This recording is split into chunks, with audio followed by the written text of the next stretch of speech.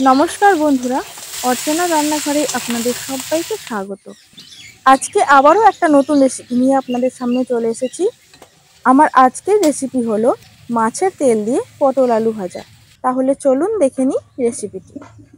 সবার প্রথমে পটলগুলোকে এইভাবে পাতলা পাতলা করে কেটে নিয়েছি, আর তার সঙ্গে নিয়েছি দুটো বড় সাইজের আলুগুলোকেও এইভাবে পাতলা পাতলা করে কেটে নিয়েছি।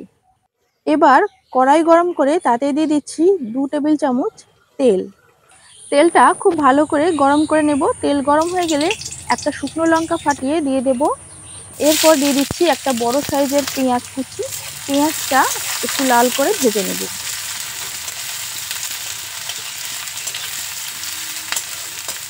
পেঁয়াজটা সামান্য লাল করে ভেজে নিয়েছি। এখন এর মধ্যে দিয়ে দিচ্ছি মাছের তেল। মাছের তেলটা দেওয়ার পর একটু নেড়ে চেড়ে ভেজে নিতে হবে।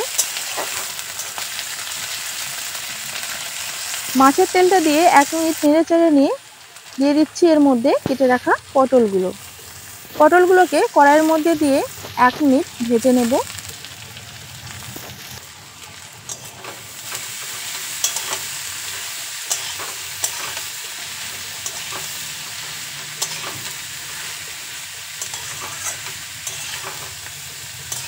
পটলটা 1 মিনিট ভেজে নিয়েছি।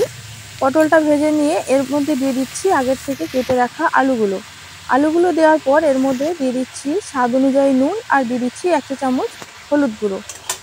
এবার সব কিছু একসাথে খুব ভালো করে মিশিয়ে নেব।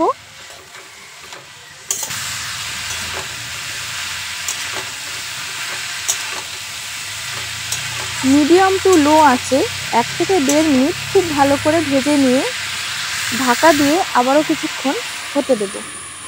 এইভাবে ঢাকা দিয়ে ভাজলে আলু আর পটল খুব তাড়াতাড়ি সেদ্ধ হয়ে যাবে। ফিরে এলাম আরও 1-1.5 মিনিট পর। 1-1.5 মিনিট পর আলু আর পটল প্রায় 70% সেদ্ধ হয়ে গেছে।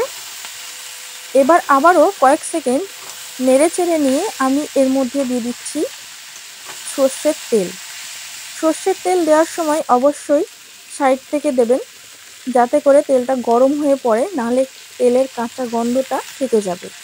তেলটা দেওয়ার পর আবারও 1 থেকে 1.5 মিনিট এইভাবেই নেড়ে চেড়ে ভেজে নেব।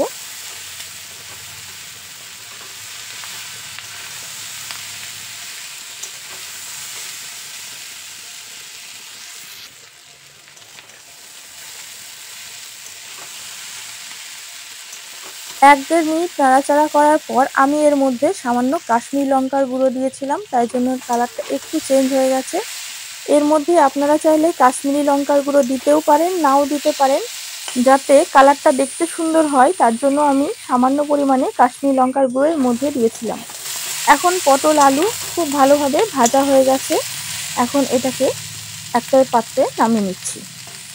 আমার আজকের রেসিপিটা যদি আপনাদের ভালো লাগে তাহলে লাইক শেয়ার করে দেবেন এবং কমেন্ট করে জানাবেন রেসিপিটা আপনাদের কেমন লেগেছে।